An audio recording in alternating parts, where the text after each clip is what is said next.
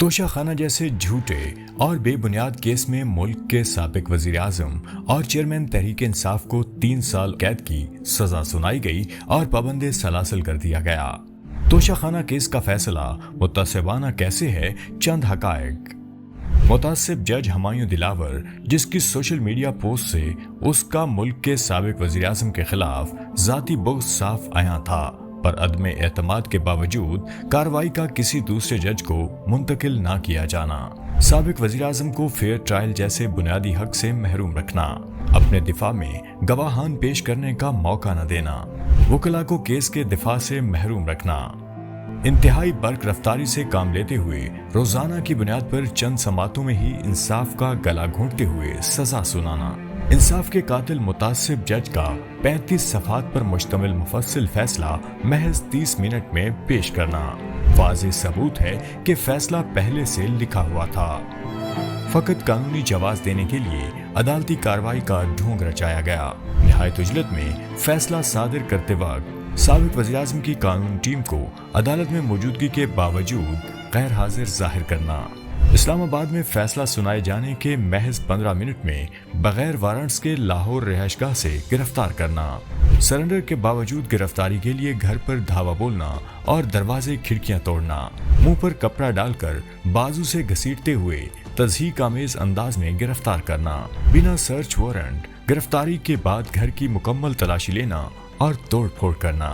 انصاف میں تاخیر سراسر ناانصافی ہے، یہ جانتے ہوئے اسلام آباد ہائی کورٹ کے چیف جسٹس عامر فاروق کا پے در پے سماعت ملتوی کر کے ضمانت کے فیصلے کو مسلسل التوا میں رکھنا،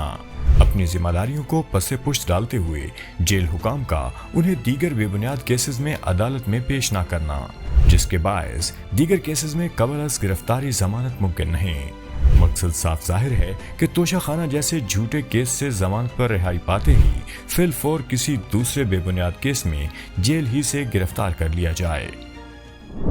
انصاف کا یہ عالم ہے کہ ملک کے سابق وزیر اعظم کو آئین و قانون کے مطابق جیل میں حاصل شدہ تمام تر بنیادی سہولیات سے یکسر محروم رکھا گیا ہے۔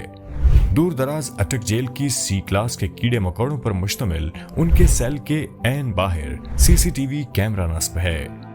سیل میں ایل شیپ کے اوپن ٹوائلٹ کی دیوار محض 2.5 سے 3 فٹ اونچی ہے۔ 5 سے 6 فٹ کی بلندی پر لگے CCTV کیمرے کی وجہ سے انہیں ٹوائلٹ کے استعمال اور دوران غسل کوئی پرائیویسی میسر نہیں۔